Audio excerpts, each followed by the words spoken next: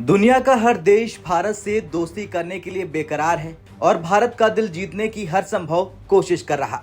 अब इजराइल, रूस, अमेरिका के बाद सऊदी अरब ने भारत से पक्की यारी के लिए भारतीय नागरिकों के लिए बड़ा ऐलान कर डाला। सऊदी अरब ने भारतीय नागरिकों के लिए वीजा संबंधी कई सुविधाओं की घोषणा की, जिसके तहत 48 घंटे के भीतर वीजा जारी करना और 4 दिनों यानी 96 घंटे का स्टॉप ओवर वीजा शामिल है। यानी भारतीयों को अब हज करने या उम्रा के लिए सऊदी अरब का वीजा पाने के लिए लंबा इंतजार नहीं करना पड़ेगा। सऊदी अरब के वीजा नियमों में बदलाव के बाद भारतीय नागरिक अब व्यापार, पर्यटन और उम्रा वीजा पर सऊदी में उम्रा कर सकते हैं। सऊदी अरब के हज और उम्राह मंत्री तौफिक बिन फौजान अल रबिया ने ये बात नई दिल्ली में कही।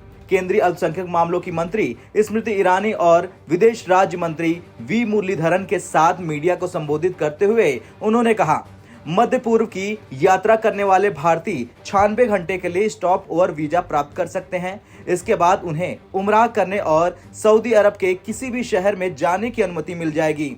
उम्राह वीजा 90 दिनों के लिए वैध है और वीजा धारकों को सऊदी अरब के किसी भी शहर में रहने और यात्रा करने की अनुमति देता है। भारत से उम्राह के लिए सऊदी अरब जाने वाले लोगों की संख्या में भारी बढ़ोतरी हुई है। 2023 में उम्राह के लिए सऊदी अरब जाने वाले भारतीयों की संख्या 12 लाख से अधिक हो गई। ये 2022 की तुलना में 74% अधिक है। उनका देश भारत के साथ मिलकर सीधी उड़ानों की संख्या बढ़ाने पर चर्चा कर रहा। ऐसा इसलिए क्योंकि भारत से मक्का और मदीना जाने वाले लोगों की संख्या बढ़ रही है। तो वहीं दूसरी तरफ सऊदी के मंत्री ने विदेश मंत्री एस जयशंकर से भी मुलाकात की। इस मुलाकात की जानकारी देते हुए विदेश मंत्री ने लिखा, सऊदी अरब के हज और उम्राह मंत्री तौफिक बिन फौजान अल रबिया के साथ मिलकर अच्छा लगा। मुलाकात के दौरान भारतीयों के लिए हज यात्रा को सुचारू बनाने पर चर्चा हुई। संबंधों को और मजबूत करने को लेकर भी हमने अपने विचार साझा किए।